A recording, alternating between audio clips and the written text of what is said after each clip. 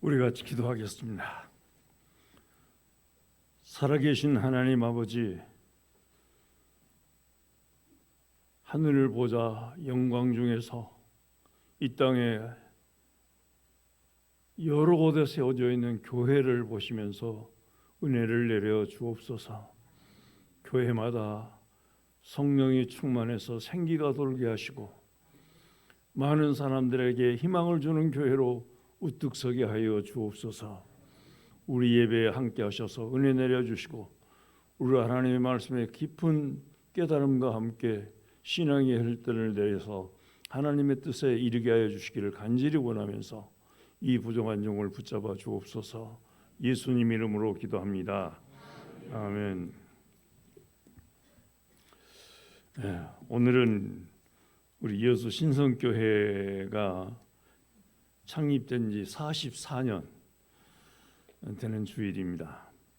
1980년 3월 첫 주일에 구구지 70여 평을 빌려서 15평 되는 천막을 치고 5명의 어린이들을 모아서 첫 예배를 드린 것이 우리 교회의 시작입니다. 천막교회 사진 저렇게 천막을 쳤었는데 저 천막교회가 15평쯤 되는 그런 천막교회였습니다. 거기서 2년을 보내고 그 다음 사진 보내주세요. 저렇게 천막이지만은 아이들이 꽉 찼죠. 또 다른 사진요. 저기 좀 중고등학생들과 함께 찍은 사진이고 그 다음요. 아이들이 저렇게 많이 모여들었습니다. 여기서 2년을 보낸 다음에 그 다음에 이제 합판교회로 나갑니다. 그때 제가 처음에 103평의 땅을 샀는데 우리 교회 마당 부분입니다. 그래서 거기다가 이렇게 나무를 세워가지고 합판교회를 지었는데 합판교회 또 그다음에 합판교회 성도들이고 거기서 12년을 보낸 다음에 그 다음요 합판교회 성도들 예배 광경입니다.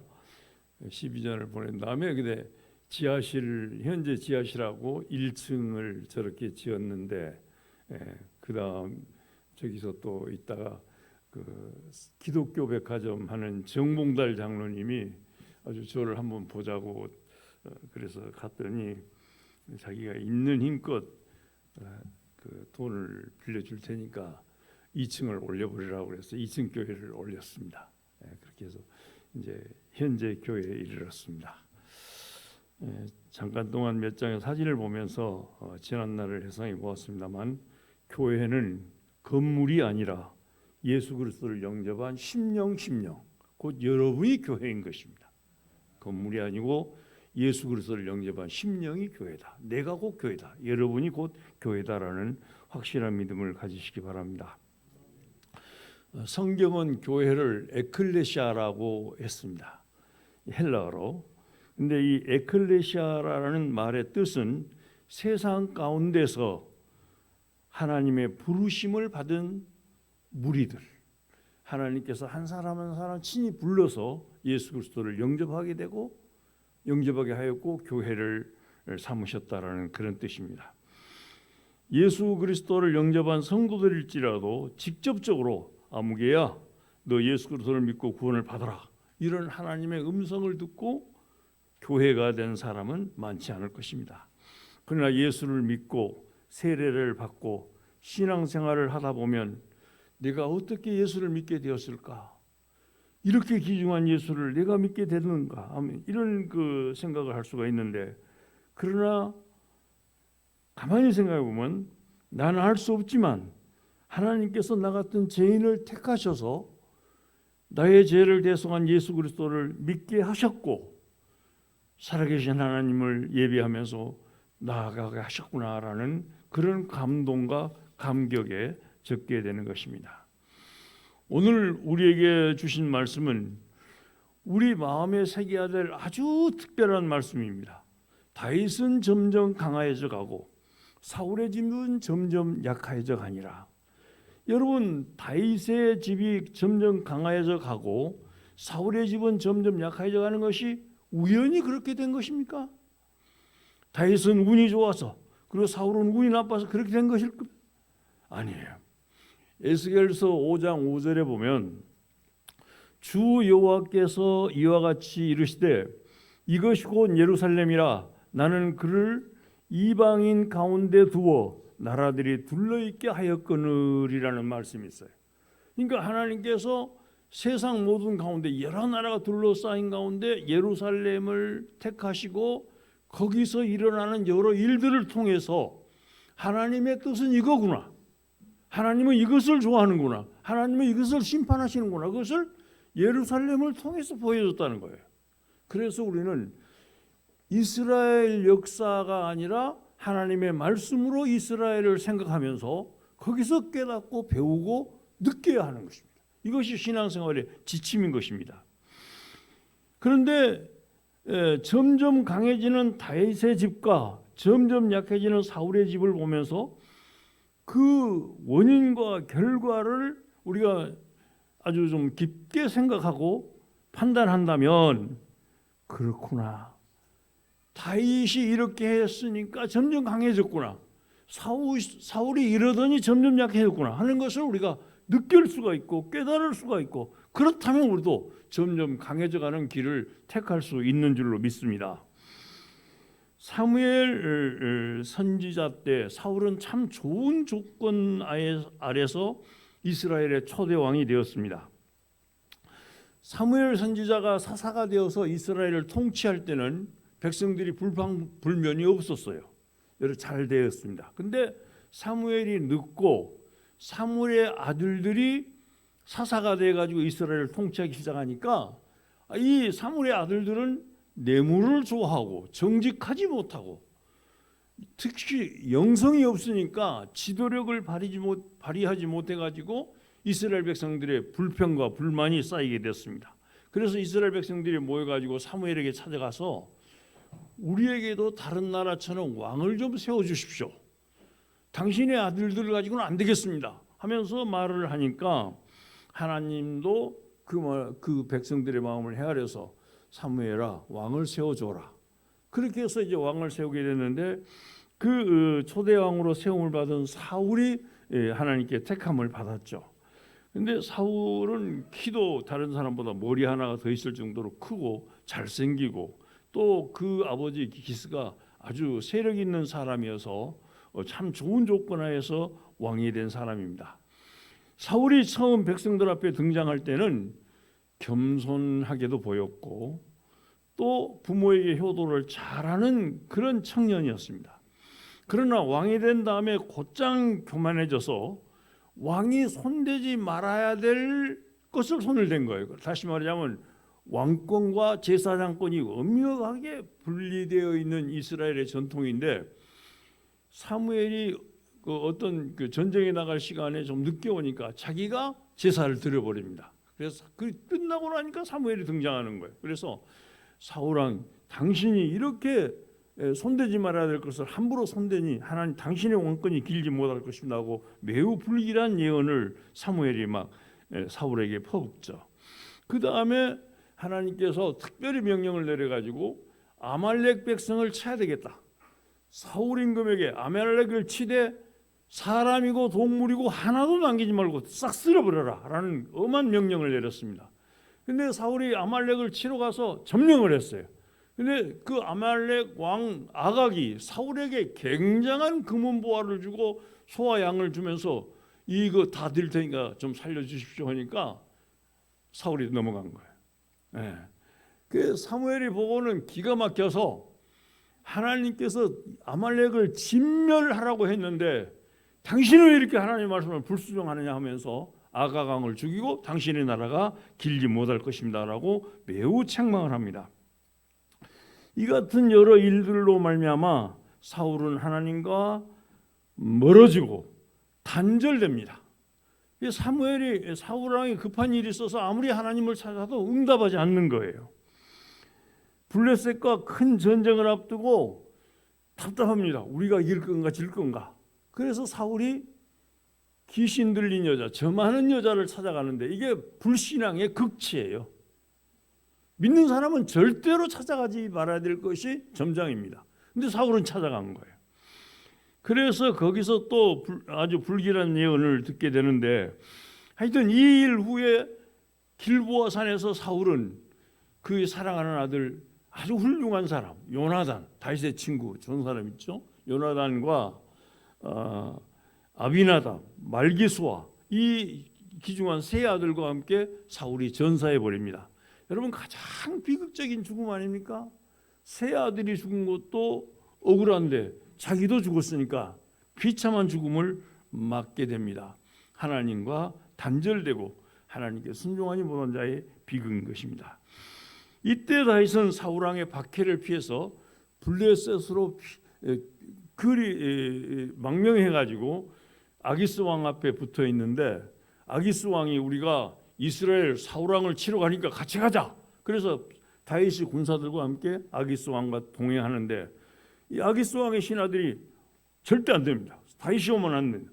만일 이스라엘하고 우리하고 전투할 때 다윗이 이스라엘 군과 합세해버리면 우리가 얼마나 곤란해지겠습니까? 그러니까 데려오지 마십시오. 그래서 다윗은 거기 참여하지 못하고 돌아가게 됐는데, 참 다윗에서는 자기 나라 백성을 칠 수도 없고 곤란한데 피해진 거죠. 그런데 이 다윗 왕의 일대기를 잘 살펴보면 하나님이 왜 다윗을 사랑하셨는가? 하나님께서 왜 다윗을 높여주셨는가? 하나님께서 왜 다윗에게 엄청난 복을 주셨는가? 이거를, 이 다윗의 일대기를 잘 살펴보면 이걸 알 수가 있는 거예요. 그럼 이거를 보고 우리도 이거를 본받으며 우리가 이것을 깨닫고 신앙생활하게 되면 우리도, 여러분도, 교회도 점점 강해질 줄로 믿습니다. 그렇다면 다윗의 일대기 중 가장 중요한 업적 세 가지가 있는데, 신앙의 업적 세 가지가 있는데, 그 첫째는 골리앗 앞에 싸우러 나가는 것입니다. 맞아요. 사무엘상 17장에 보면 이 골리앗이 키가 6규빗 한 뼘이라고 했습니다. 한 규빗은 여기서부터 이까지를 한 규빗이라고 그래요. 한 규빗. 손끝에서 팔꿈치까지. 이게 좀 큰 사람들, 이스라엘 사람들 보면은 약 45cm 가량 된다 그럽니다. 그러니까 6규빗이면은 그 키가 45cm 곱하기 6이면은 2m 70이고 한 뼘이면은 약 20cm 좀 넘죠.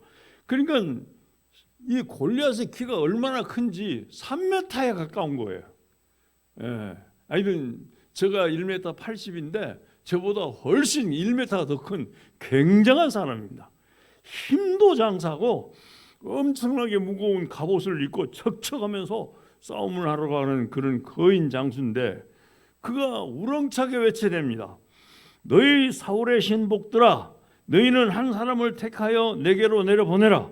그가 나와 싸워서 나를 죽이면 우리가 너희 종이 되겠고, 만일 내가 이겨 그를 죽이면 너희가 우리의 종이 되어 우리를 섬길 것이니라 하면서 막 고함을 질러대는데, 이 골리앗의 고함 소리를 듣고 사울 왕을 비롯해서 이스라엘의 모든 장수들, 군인들이 전부 벌벌 떨고 있는 거예요. 전전긍긍하는 거예요. 너무 큰 사람이 싸우러 나가니까 아무도 못 나가는 거예요. 이때 다윗이 물매와 물맷돌 5개를 들고 내가 싸우러 가겠습니다 하고 골리앗 앞에 나아갑니다. 그래서 다윗이 하나 던졌더니 그 돌이 딱 골리앗의 이마에 박혀가지고 그대로 쓰러져 버리는 거예요. 다윗은 자기 칼이 없으니까 달려가서 골리앗의 칼을 빼가지고 골리앗의 목을 베니다. 이 일로 말미암아 이스라엘 군대는 큰 용기를 얻고 일어나서 블레셋과 싸워서 대승리를 거두고 이스라엘이 블레셋 군대를 격파하게 되고 아주 굉장한 승리를 거두게 되죠. 이게 참 아주 대단한 일을 다윗이 해낸 것입니다. 그런데 우리가 생각하고 찾아야 할 중요한 일이 있습니다. 그것은 다윗의 마음이에요. 물론 다윗은 하나님의 보호와 승리의 확신을 가져서 골리앗 앞에 두려움 없이 나갔다, 그렇게 말할 수도 있겠지만은 사람인 이상 두려움이나 다른 생각이 나지 않을 수가 없습니다. 골리앗 앞에 나아갈 때 다윗의 나이가 17살, 18살 이쯤 된다고 신학자들이 생각하고 있습니다. 전쟁의 경험도 없는 다윗의 마음에 엄청난 거인에게 싸우러 나가는데 내가 저 거인의 칼에 죽을 수 있을 것이라는 생각을 하지 않을 수가 없었을 겁니다. 그럼에도 불구하고 다윗은 그 큰 위험에도 골리앗 앞으로 나아갑니다. 다윗의 마음속에 죽으면 죽으리다라는 그 각오가 없었으면 불가능한 일이에요. 사랑하는 성도 여러분, 죽으면 죽으리다라는 이 결단에 대해서 여러분의 깊은 이해와 믿음이 있기를 주의 이름으로 축원합니다. 죽으면 죽으리다라는 이 결단은 그리스도인들이 세상에 살면서 믿음을 지키기 위해서는 다들 해야 될 결심이에요. 하지 않으면 안 됩니다. 이 믿음이 없이는 결코 승리할 수가 없는 거예요. 다윗도 분명히 하나님의 군대인 이스라엘을 모욕하는 골리앗을 용납할 수 없다라는 그런 현상, 표면적 이유를 들고 하나님의 보호와 승리를 확신하면서 나가지만 만약에 내가 실패한다면, 만약에 내가 잘못된다면, 만약에 내가 골리앗의 그 칼에 당한다면 별별 생각이 다 나고 두려움이 없을 수가 없어요. 사람인 이상 그렇지 않겠습니까? 그렇지만 죽으면 죽으리다는 이 결단이 그 마음속에 확립이 되었고 아무 두려움이 없는 거예요. 이 마음 가지면 여러분 못할 게 없고 두려울 게 없는 거예요. 죽으면 죽으리다. 이 확실한 믿음을 가지시길 바랍니다. 에스더서를 읽어보면 모르드기라는 유대인이 성문직이었는데 이게 하만, 그 시대 그때 큰 권력을 가진 하만에게 절을 하지 않음으로 인해서 이게 발각돼 가지고 하만이 네가 나한테 절을 하네? 그렇다면 너를 죽이겠다가 아니라 너의 민족을 다 죽여버리겠다. 이런 결심을 하고 작업을 해서 왕에게 허락도 받고 이제 유대 민족이 다 죽게 됐습니다.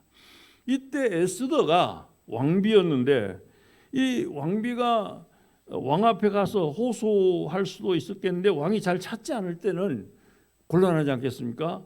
그런데 이 에스더가 왕 앞에 나가면 왕이 다행히 자기에게 호를 착 빼서 내밀어 주면은 얘기도 할 수 있고 서로 의논도 할 수 있고 이렇게 되지만 그렇지 않을 때는 왕비에서 폐위가 되고 죽을 수도 있는 거예요. 그런데 물러가고 이 에스더가 바사왕 아하수에로 왕에게 목숨을 걸고 나갑니다. 에스더 마음속에는 내가 죽으면 죽으리다. 내 나라 민족을 생각해서 안 나갈 수가 없습니다 하면서 그 믿음을 가지고 나갔더니 아하수에로 왕이 너무 사랑스럽게 이 호를 내밀어줘서 그 하만의 계획을 다 폭로하고 이스라엘 백성들이 살아납니다. 오히려 하만이 죽죠. 죽으면 죽으리라는 그 믿음으로 에스더가 나가서 승리를 거둔 거죠. 다니엘서 3장에 보면은 다니엘의 세 친구 사드락, 메삭, 아벳느고가 있는데 이 세 친구가 느부갓네살 왕이 세운 거대한 금신상 앞에 절하지 않는 것이 발각됐습니다. 그래서 잡혀간 거죠.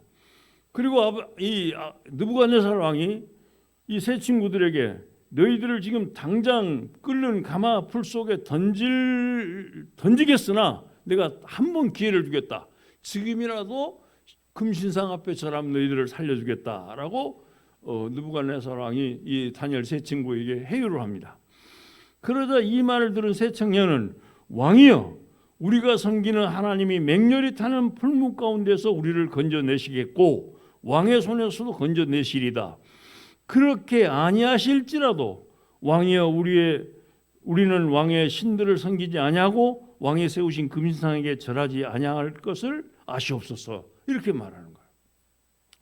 세 친구들의 말 속에는 우리가 죽으면 죽을지라도 우상 앞에 절하지 않겠습니다라는 믿음의 결단이 탁 나타난 거예요.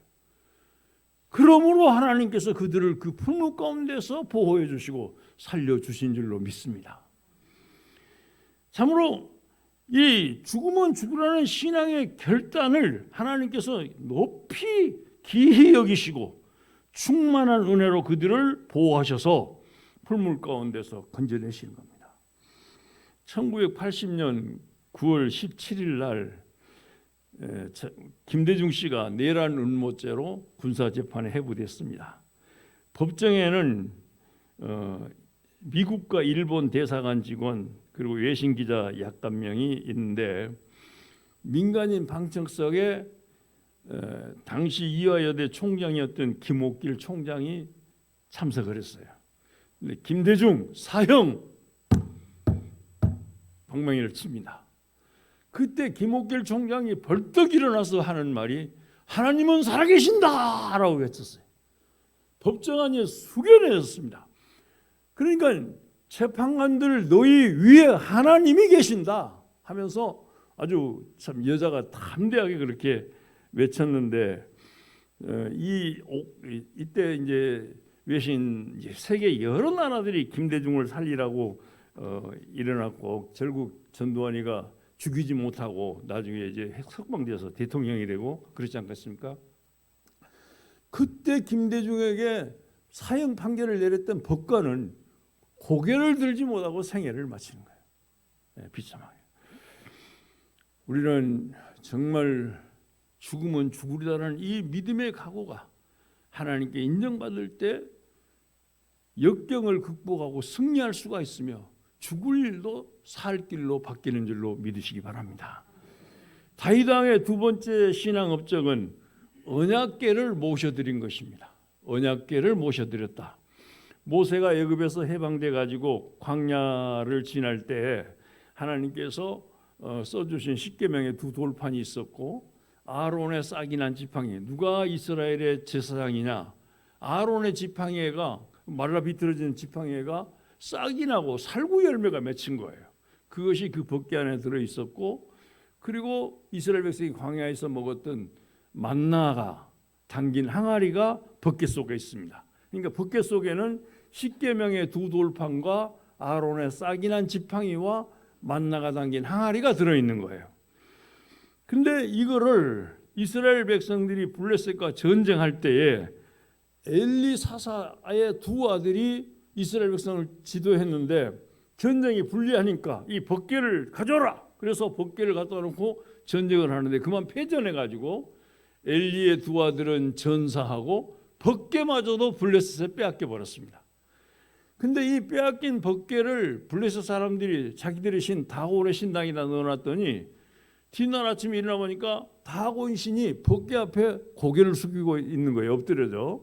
그래서 누가 이랬어 하면서 다시 세워놨는데 다음날 보니까 목이 부러지고 손목과 발목, 무릎이 부러진 채로 박살이 나 있는 겁니다.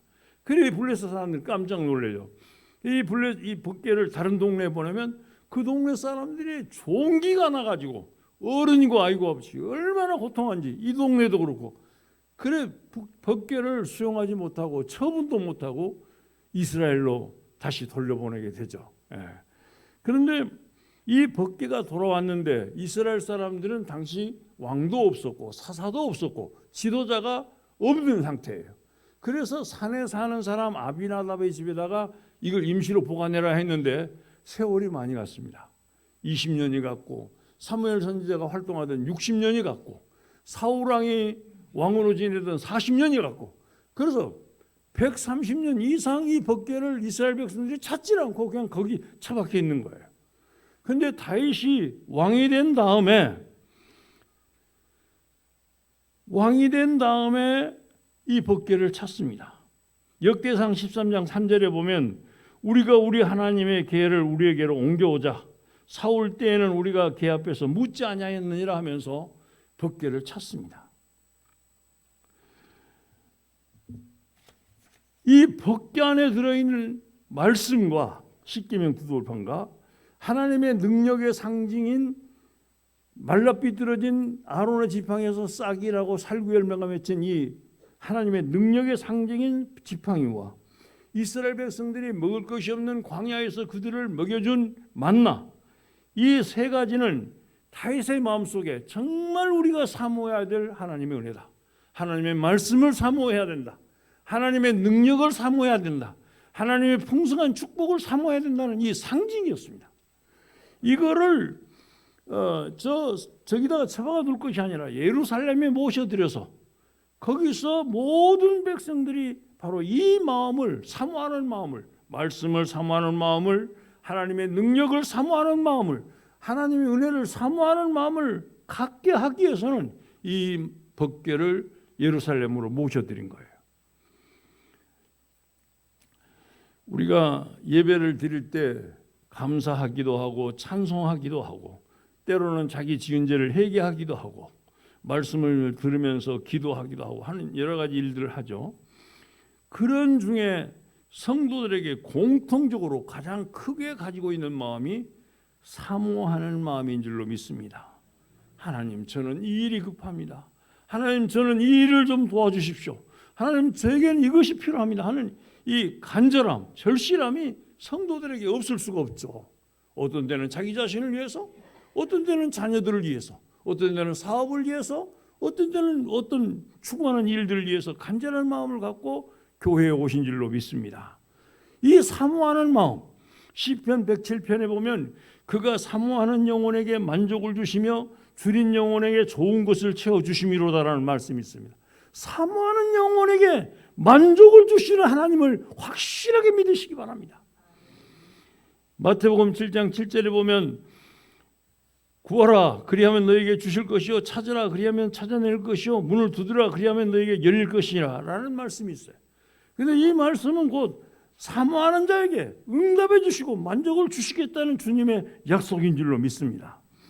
다윗은 분명하게 언약궤 안에 있는 그 말씀과 싹이 나고 삶의 열매가 맺힌 그 능력의 상징인 지팡이와 광야에서 자기들에게 풍부한 양식을 주신 하나님의 은혜의 의미를 알고 있었기에 그 언약궤를 찾아내서 예루살렘으로 모셔드림으로 많은 이스라엘 백성들도 이 같은 사모하는 마음을 갖게 하고 그 사모하는 심령을 채우시는 하나님의 능력과 은혜를 체험함으로 자기와 같은 살아있는 믿음을 갖게 하셔서 하나님의 큰 축복을 받는 역사로 이어지게 하는 것을 많은 사람들에게 나타내고 싶어서 이렇게 했다는 것을 여러분도 마음에 새기고 이 사모하는 마음을 가지시기를 주의 이름으로 축원합니다.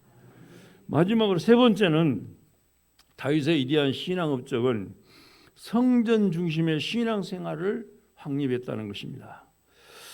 역대상 17장에 보면 다윗이 나단 선지자에게 의논합니다.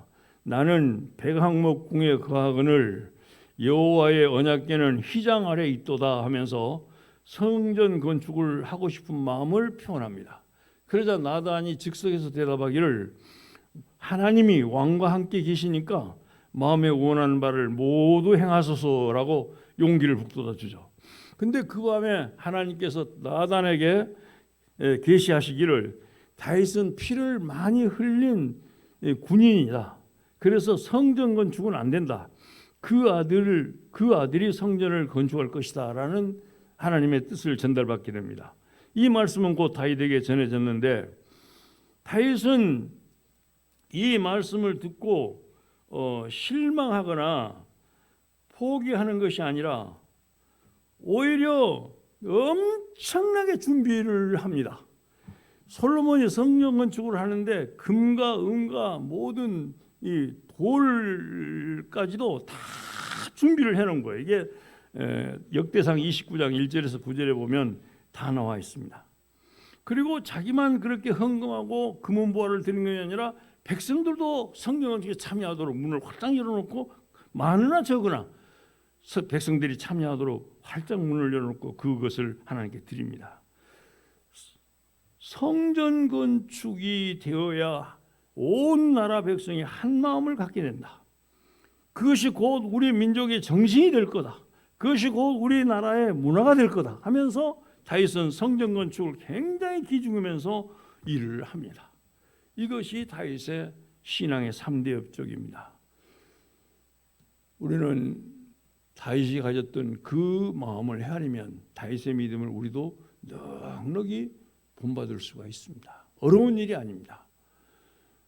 정말 우리들도 하나님의 법궤를 찾아 아니 다 골리앗 앞에 크고 중요한 일 앞에 담대히 죽으면 죽으리라는 믿음으로 나가는 것과 골리앗 앞에 담대히 나가는 이 어려운 일, 내게 큰 절벽이 닥쳐있는데 이것을 이겨낼 수 있는 것은 죽으면 죽으리라는 그 믿음을 가질 때 가능하다는 것. 그리고 성전 중심의 신앙생활을 잘할 때 우리는 같은 마음, 같은 믿음을 갖게 되고 그 문화를 이룰 수가 있습니다. 그러므로 하나님은 다윗의 집은 점점 강하게 만들고 사울은 약해지게 만들었습니다. 교회는 점점 참 천막에서 시작한 교회가 많이 조금씩 발전해서 여기에 이르지 않았습니까? 모든 성도들이 함께할 때 이 믿음을 가질 때 하나님은 개인도 축복하셔서 점점 강하게 하시고 교회도 축복하셔서 점점 강한 교회를 만들어 주실 줄로 믿습니다. 이 은혜가 여러분에게 충만하시기를 예수님 이름으로 축원합니다. 기도하겠습니다. 하나님 아버지, 우리에게도 다윗의 믿음을 주시옵소서. 우리도 작을지라도 보잘것없을지라도 하나님 앞에 나아갈 때 또는 원수 앞에 나아갈 때 어려운 일을 향할 때 죽으면 죽으리다라는 그 믿음 갖고 나가서 하나님의 은혜로 승리하게 하여 주옵소서. 말씀을 사모하게 하시고 하나님의 능력을 사모하게 하시고 하나님의 풍성한 은혜를 늘 사모하는 백성들이 되게 하여 주시고 성전 중심의 신앙생활을 아름답게 가꿈으로 점점 강해져가는 성도들이 되게 하여 주옵소서. 예수님 이름으로 기도합니다. 아멘.